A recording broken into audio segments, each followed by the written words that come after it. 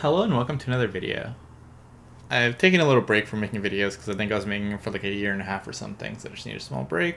But I should be making them consistently now, probably every day.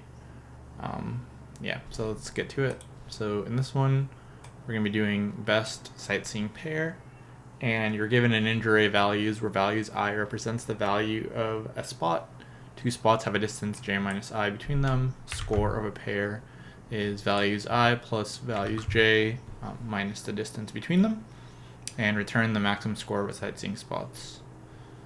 So in this one, in this first example, the best two spots are these two, because you get an 8, you get a 5, and the distance between them is 2. So it's 11, and that's going to be the best.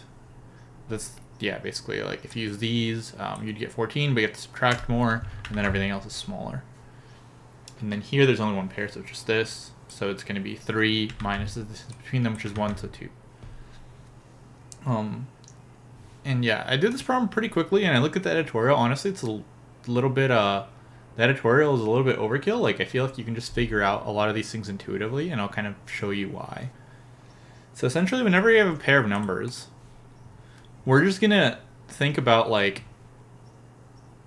let's see what happens. Like, let's take one number, and let's have this be the right bound. And then we'll figure out the left bound for that number. So if we have a pair x, y, we're going to go through our values, and we're going to say this current value is the y. What's the best x? So this current value is always going to be on the right side of the pair. What's the best x? And we can kind of just keep track of what's the best x as we go without using any space. So let's just explain this real quick. So let's just take a bunch of numbers. Let's just say we have like, just have some numbers here. So 5, 6, 2, 8, 9, 3, 2, 1. Okay. So basically, whatever the number that was the best that we keep track of, as we go right, that number is basically going to shrink by 1, right? Because our formula is x plus y minus the distance. And so whatever number used to be the x, as we go right, basically this distance is going to increase by 1. So instead of calculating this minus distance, we're actually going to store x minus the distance in a variable, and then just say y is our current value. And so let's kind of demonstrate this approach, and then we can go through the examples and see how it would work for that. So initially, we're not going to have a value, so we can just say like this x minus distance thing is like negative infinity.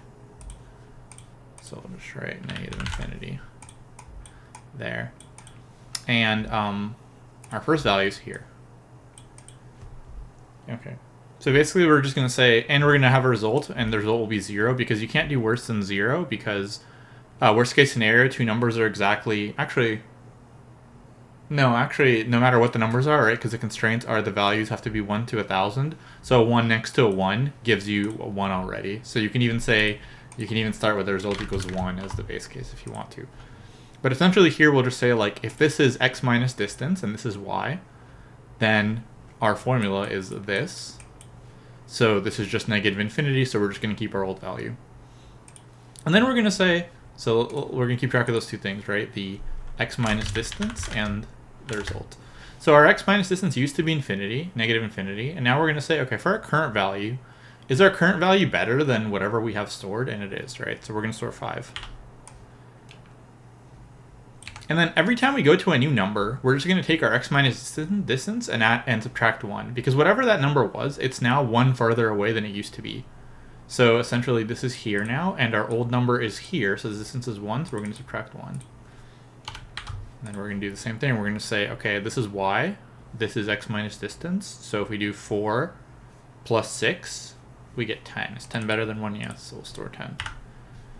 And now we're going to say the same thing. Is this number better than our old number? Because the distance now is 0, so it's just going to be this number is better than 4, so yes it is. So we're going to store this. I'm not going to have the second pointer anymore, because you don't really need it. We're just essentially storing our number that we picked. So now we're going to move to the right, so whatever number we had, we're going to subtract 1, because the distance increases. So we're going to say, is 5 plus 2 better than this? No. Is 5 better than 2? Yes, so we'll keep the 5. Then we subtract 1 again. And then we're going to say, is this better than our old number? Yes, this is 12. And you see how like this is these two numbers and the distance is 2. So we're essentially just adding distance as we go.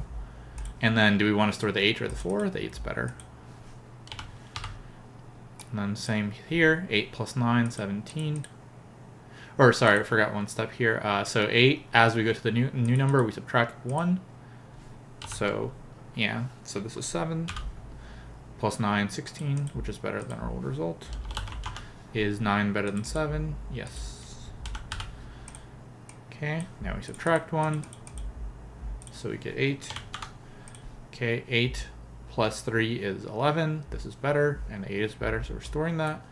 Then these two, we subtract again before doing this. So these two, whoops, is 9 better than 16? No. Subtract again, 6. Is this better? No, and this is still better than the number here. And then subtract again. Is this better than this? No. And we want to store the 9. So then we get a last number, and this turns into an 8. And is 18 better than 16? Yes, so we store 18. And that's basically it. And this is the best two. So essentially, we're keeping track of the best number we've seen. And no matter what that is, as we go to the right, the distance keeps increasing, so we can just subtract 1 every time.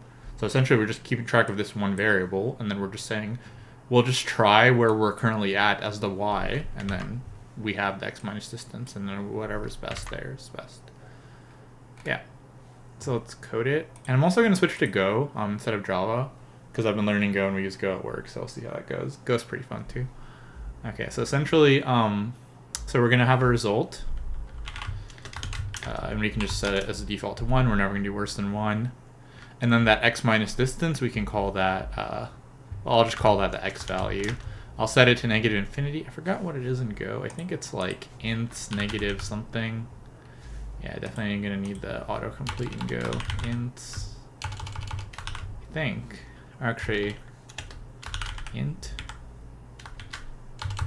I mean, we can just make this really big too, like a really big negative number. Like we'll just make it negative.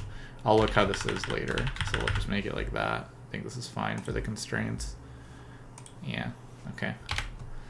Yeah, don't remember the minint or whatever it is in Go off the top of my head, but yeah. Okay, so now we're gonna go through the values. So we're gonna say we don't need the index at all. We're just gonna get rid of that. So we could do this. Kind of similar to Python there. Yeah, and then there is a max function in Go, so we're just going to use it, I think. So we're going to say result equals max of result, or v. I think this max might be a float. We'll see. V plus x. So this is really x minus distance. And then the x minus. Oh, we forgot. As soon as we get to a new number, remember we have to subtract 1 from this number, so we'll say x minus minus. Okay, now we're gonna say whichever one of these is best, and then we're also gonna see which one of these is best. So x equals max x and the new value, and return result. Okay, there you go. Okay.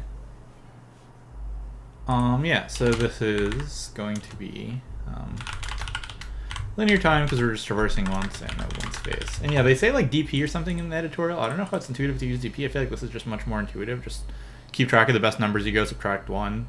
Yeah, I don't think it's really like DP. Oh yeah, so definitely going to be doing these more consistently. Going to be doing them in Go. Let me know what you think about that. Maybe they'll switch to something else if people really hate it or something. We'll see. But yeah, thanks for watching.